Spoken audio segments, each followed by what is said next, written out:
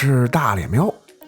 最近有朋友遇到这样一个问题，他有一个已经做好的低模和模型的法线贴图。那么如何通过这张法线贴图在 ZBrush 中找回模型原有的细节呢？这里还是要用到上期视频中提到的那个软件 3D Sampler。首先新建一个工程，接着把法线贴图拖到这里来。这次呢，选择第3个选项贴图导入，把法线导入进来。这里呢需要等它处理一会儿，处理好了以后，点击左下这个小电视的按钮，把纹理平铺呢变成1，这样看着就比较正常了。接着就是法线贴图的类型是 DirectX 还是 OpenGL， 一定要选对，不然的话呢，输出的结果最后会有问题。然后点击上面的添加图层，搜索 Normal， 添加这个滤镜，就是把法线贴图转成高度贴图，或者也可以叫做置换贴图。就是这么简单，我不需要再做任何的操作，那法线贴图呢就变成了高度贴图。最后点击分享按钮，导出贴图，图片的格式选择 PNG， 右边导出的贴图类型只留下高度图，接着给一个合适的名字，点击导出。导出成功以后呢，就得到这样一张非常不错的高度图。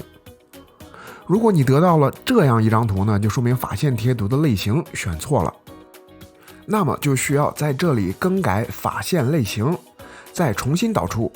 接下来回到 ZBrush 中，在 Alpha 这里呢，点击导入，选择刚才的高度图，接着把这张图片在 V 方向上翻转一下，因为在 ZBrush 中呢 UV 是反向的。然后在材质贴图这里新建一个材质，置换贴图这里加载刚才翻转的贴图。模型这里要保证它有足够的细分，所以呢我又细分了一次。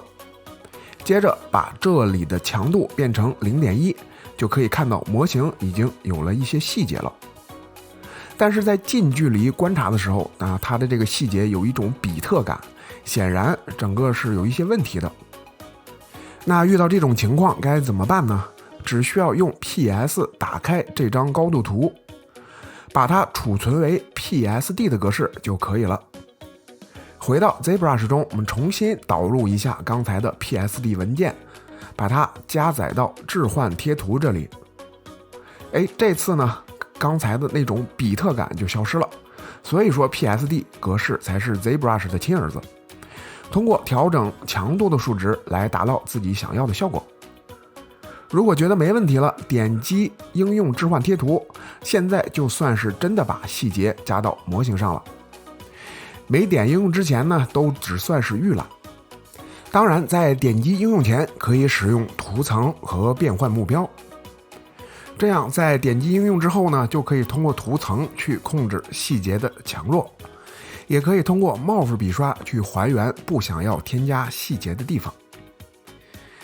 这就是如何把一张法线贴图还原成 ZBrush 中的细节的方法。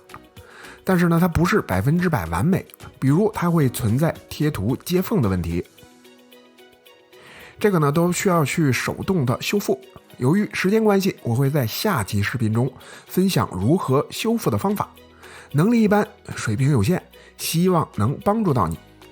这期的分享就到这里，感谢观看的你，我们下期见。